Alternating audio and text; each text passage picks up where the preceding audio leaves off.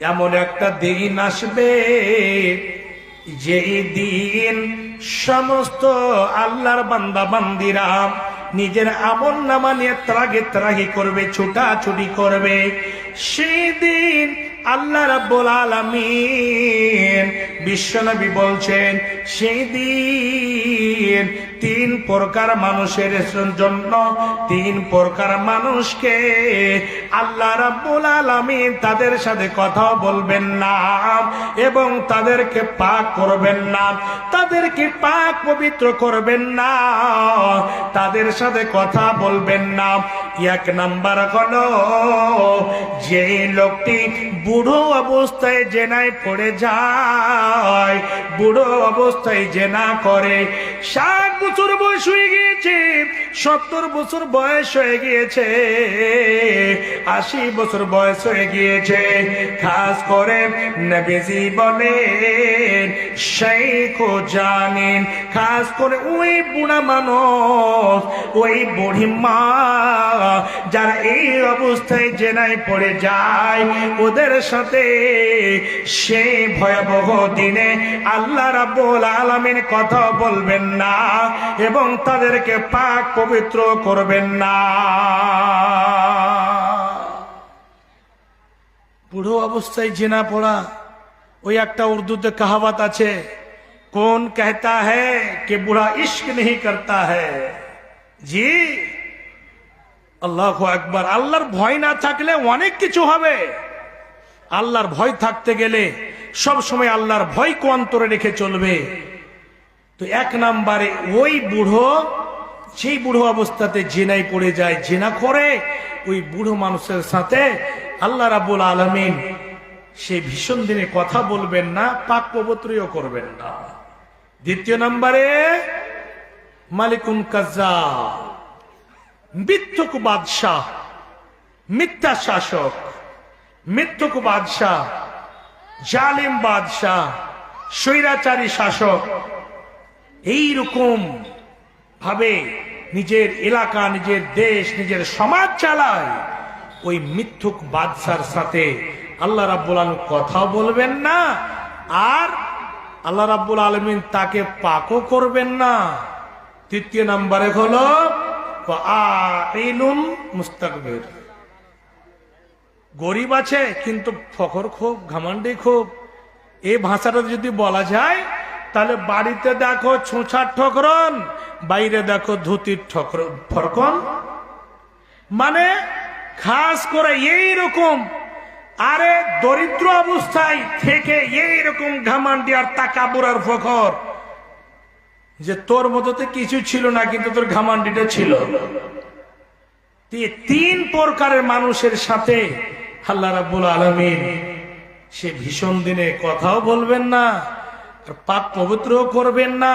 তাহলে আমাদের ওই তাদের অবস্থানটা হবে কোথায়, তাদের জায়গাটা হবে কোথায়? ভাবছেন আমার যুবক ভাইরা, শুনে রাখুন, এইরকম জঘন্য, এইরকম খাস করে নিকৃষ্ট কাজ থেকে দূরে থাকতে হবে, এই অবৈধ সম্পর্ক থেকে দূরে থাকতে হবে।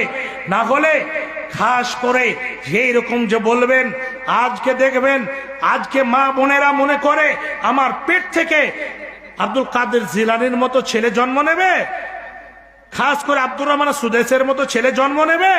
আপনি মনে করছেন যে খাস করে আমার পেট থেকে কি রকম নাসরুদ্দিন আলবানী, শেখ ওসাইমিন, শেখ ইবনে বাজ, হ্যাঁ, এরকম করে ওবায়দুল্লাহ মোবারকপুরি, এরকম করে শেখ নাজির হোসেন দেহলভী সাহেব, ইমাম বুখারী সাহেব, এইরকম করে যতগুলো মুহাদ্দিস এসেছে, আবু হানিফা থেকে ইমাম মালিক, ইমাম শাফি, ইমাম আহমদ বিন হাম্বল, যতগুলো বিজ্ঞ মুহাদ্দিস মুফাক্কির এসেছে, যতগুলো নবী রাসূল এসেছেন, এরকম কি এইরকম বেহায়া আর জঘন্য আর অবৈধ সম্পর্কতে যদি লিপ্ত থাকে, তাহলে এইরকম মেয়েদের পেট থেকে একটা সোয়ালে ছেলে জন্ম হওয়া একেবারে ভার আছে, একেবারে জীবনে কোনোদিন ইল্লা মাশাআল্লাহ বলাই যাবে না। জি, আপনি যদি পবিত্র থাকেন, অবৈধ সম্পর্ককে যদি লাথি মেরে বৈধ সম্পর্ক যদি বজায় রাখতে পারেন, অবশ্যই এমন মা হন, এমন মা হন, এমন মা হন যাতে যখন ইমাম বুখারী রাহমাতুল্লাহ আলাইহি বন্ধ হয়ে গিয়েছিলেন, মা এশার সালাত আদায় করে ওই মুসাল্লাতে দোয়া করতে করতে করতে করতে কান্না করতে করতে আল্লাহর কাছে এইরকম ভাবে দোয়া চাইতে চাইতে ছেলের জন্য, আল্লাহ আমার ছেলের দৃষ্টিকে আল্লাহ তুমি ঘুরিয়ে দাও, ফিরিয়ে দাও, আল্লাহ তুমি চোখের রশ্মিকে ফিরিয়ে দাও। মা কেমন ছিল, কাকে মা বলে, মা কেমন হতে হবে, এরকম দোয়া করতে করতে ওই মুসাল্লাতে ঘুমিয়ে পড়েছে। আল্লাহ রাব্বুল আলামিন স্বপ্নের মাধ্যমে কাকে পাঠাচ্ছেন, হযরত ইব্রাহিম আলাইহিস সালাতু ওয়াস সালামকে স্বপ্নের মাধ্যমে এসে ওই ইমাম বুখারী রাহমাতুল্লাহ আম্মাকে বলছে, মা যাও দেখো তোমার ছেলের চোখের রোশনি আল্লাহ রাব্বুল আলামিন ফিরিয়ে দিয়েছেন, আল্লাহ রাব্বুল আলামিন দৃষ্টিকে ফিরিয়ে দিয়েছেন, দেখো আল্লাহু আকবার। দেখছেন অবশ্যই ছেলেটির, আল্লাহু আকবার, আল্লাহর কত বড় কুদরত, কত বড় দয়া, আল্লাহ রাব্বুল কত বড় বৈজ্ঞানিক। দেখুন একেবারে পরিপূর্ণভাবে চোখের রোশনি যেরকম ছিল একদম সম্পূর্ণ ক্লিয়ার হয়ে গিয়েছে। এই হচ্ছে মা। আব্দুল কাদের জিলানীর মা নিজের ছেলেকে বলেছিল, বেটা তুমি জীবনে কোনদিন মিথ্যা বলবে না, তোমার জান চলে যাবে চলে যাক, জীবনে মিথ্যা বলবে না, জীবনে মিথ্যা বলবে না, তোমার জান চলে যাবে মরে যাবে মরে যাবে, জীবনে মিথ্যা বলবে না। মাদ্রাসা যাচ্ছে, মা কিছু টাকা দিয়েছে ছেলেকে, আব্দুল কাদের জিলানীকে। আব্দুল কাদের জিলানীর সুন্দর করে পাজামার সুতার কাছে এখানে একটা সুন্দর করে টাকা ঢুকিয়ে দিয়ে ওখানে একটা কাপড় দিয়ে সেলাই করে দিয়েছে। এরকম বাড়ি থেকে বের হয়েছে, যেতে যেতে যেতে যেতে এমন এক জায়গাতে গিয়ে ডাকাতের দলের তাকে ঘিরে ফেলেছে। ঘিরে বলছে, হে বাবু তোমার কাছে কিছু আছে? এরকম বলতে বলতে পা থেকে মাথা পর্যন্ত তার তল্লাশি নিতে লাগলো। নিতে নিতে নিতে নিতে নিতে কিছুই পেল না। শেষের বেলাতে ছেলেটিকে জিজ্ঞাসা করছে, বাবু তোমার কাছে কিছু নাই? বলছে অবশ্যই আছে, এই যে দেখুন এখানে টাকা রাখা আছে, আমার মা এখানে রেখে দিয়েছে।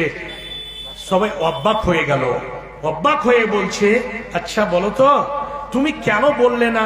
তুমি না বললে আমরা খুঁজে পেলাম না, তুমি যদি বলতে নাই তো আমরা তো বিশ্বাস করে নিতাম, ছেড়ে দিতাম। বলছে কেন বললে না? বলছে শুনুন, আমার মা হচ্ছে এমন মা, আমার মা আমাকে এমন একটা শিক্ষা দিয়েছে, এমন মায়ের পেট থেকে আমি জন্ম নিয়েছে, শুনে নিন। আমার মা আমাকে শিক্ষা দিয়েছে, বেটারে জীবন গেল কোনদিন মিথ্যা বলো না, জীবন চলে যাবে চলে যাবে, জীবন এইরকম ভাবে যদি চলে যায় চলে যাক, একটু আমি খাস করে চিন্তা করব না, কিন্তু বেটারে জীবনে কোনোদিন তুমি মুখ দিয়ে মিথ্যা কথা বের করবে না। সে মায়ের ছেলে হচ্ছি আমি জীবন গেল কোনোদিন মিথ্যা বলি না আর বলবো না। ওই সমস্ত ডাকাতের দলেরা বলছে, আল্লাহ এই ফের কোন মায়ের ছেলে রে বাবা? সেই জায়গাতে ওই ছেলেটির কথা শুনে ওই নিষ্ঠুরেরা এমন হয়ে গেল, অন্তরটা গলে গেল। আর বলছে, বাবু শোনো, তোমার টাকা নেব না, আজ থেকে ওয়াদা করছি আর আমরা জীবনের চিন্তায় ডাকাতি করব না। এমন মা হতে হবে, তাহলে এইরকম সালেহ ছেলে জন্ম নেবে, এইরকম মুহাদ্দিস মুফাক্কির তৈরি হবে। যাই হোক বাপজান আমার, আরেকজন বক্তাকে আমাদেরকে শুনতে হবে। একটু আপনারা আল্লাহর ঘরের জন্য, খাস করে আল্লাহ রাব্বুল আলামিন সব থেকে ভালো জায়গা কি বলেছেন? নবীজি বলছেন, ইন্না আহাব্বাল বিলাদ ইলাল্লাহি ওয়া মাসাজিদুহা ওয়া আবগাদাল বিলাদ ইলাল্লাহি আসওয়াকুহা। পৃথিবীর বুকে সব থেকে ভালো জায়গা হচ্ছে মসজিদ, এবং পৃথিবীর বুকে সব থেকে খারাপ জায়গা হচ্ছে বাজার। এই আল্লাহর ঘরের জন্য অবশ্যই আপনারা একটু হাতটা বাড়াবেন বাপজান। আমার মা জননী, আপনাদের প্যান্ডেলে চাদর যাবে মা, অবশ্যই আপনারা হচ্ছেন সব থেকে মূল্যবান সম্পদ। মা জননী, আপনারা হাতের নাকের কানের গয়না গাঁঠি টাকা পয়সা 10, 20, 50, 1000, 2000, 5000, 10,000 মৃত্যু মায়ের জন্য, বাবার জন্য, ভাইয়ের জন্য অবশ্যই আপনারা দিয়ে পাঠাবেন। মহিলাদের কিছু দান এসেছে এই ব্যাগে, এখানে এখনো গণনা হয়নি, আলহামদুলিল্লাহ গণনা হবে। তবে মা বোন আরো কিছু দান পাঠাতে হবে, চটচট করে পাঠিয়ে দেন, তাড়াতাড়ি করে, দেরি করিয়েন না, চটচট করে আসেন। একটা আমার হাতে এই যে দেখেন ছোট তাবিজ 10টা, আল্লাহু আকবার, আমার দাদিজান দিয়েছেন, সুন্দর করে স্বামীর জন্য, আত্মীয় স্বজনের জন্য, আরো কিছু মা বোনদের পক্ষ থেকে আরো টাকা এসেছে। আল্লাহকে সকলে দানকে সাদর গ্রহণ করে নাও, আল্লাহ মনের আশা পূর্ণ করে দাও, আল্লাহুম্মা আমিন। আরেকজন ভাই আমার বেনামিতে এসে 100 টাকা দিয়েছেন, আল্লাহ এ দানকে সাদর গ্রহণ করে নাও। আল্লাহ গো, আরেকজন ভাই আমার বেনামিতে 100 টাকা দেন, চটচট করে দেন। আমার বড় ভাই চলে এসেছেন, ইনশাআল্লাহ ওনাকে শুনতে হবে, একটু দেন চটচট করে। 100-200 মৃত্যু বাবার জন্য, মৃত্যু মায়ের জন্য, খবরে শুয়ে আছে, আপনাদের দিকে তাকিয়ে আছে। আমার বাবা যান 5টা মিনিট আপনার চটচট করে দিয়ে দেন, ইনশাআল্লাহ আপনাদের কাছে দানটা নিয়ে আমি খাস করে বিদায় নেব। একটু আসুন, চটচট করে, দেরি করিয়েন না, একটু আসুন তাড়াতাড়ি করে। আমি চাঁদকে বলি তুমি সুন্দর নও, আমার মায়ের মতো,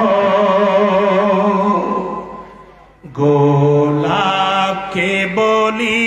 বড় ভাই আপনার বাড়ি এখানে কিষানগঞ্জ, কোন গ্রাম? ওরে বাবা রে, তাহলে তো পড়োশি হয়ে গেল, আলাকরাম ফালাকরাম। তো অত দূর থেকে এসে এখানে রিশতেদার। ওরে বাবা, শ্বশুরের গ্রামে বেশি দান করে সব, শ্বশুরকে দেখে আর শুনিয়া। তো ছেতনতলা গ্রাম, ওইদিকে তো মোটামুটি করে সবাই পয়সাওয়ালা আছে, আমি জানি এটা। আমার বাড়ি বগলবাড়ি পঞ্চায়েত। জি, তো 1000 টাকা একটু কিছু বেশি করা যাবে না? এরা যখন শহরে উঠানো, তো আপনি কিষানগঞ্জ থেকে এসে একটু এরাকে লজ্জিত করে দেন তো, কড়া করে, যারা তাহলে দেখে এসে দিবে। আর 500 দিয়ে দেবেন, দেন। জি আলহামদুলিল্লাহ।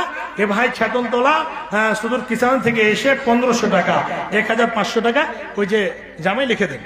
জি, কি master? Tahsan master Machmari, 2 bag cement. Jamshed Kari Machmari, 10 bag cement. MD Rafiq Bilaspur, 10 bag cement. মাশাআল্লাহ, তাহসান মাস্টার নগদ 1000 টাকা। মেহবুব মাস্টার এই গ্রামেরই 1000 টাকা। মাশাআল্লাহ, অনেকগুলো দান এসেছে। রাজাকুল ইসলাম বাবা মায়ের জন্য 1000 টাকা। মাশাআল্লাহ।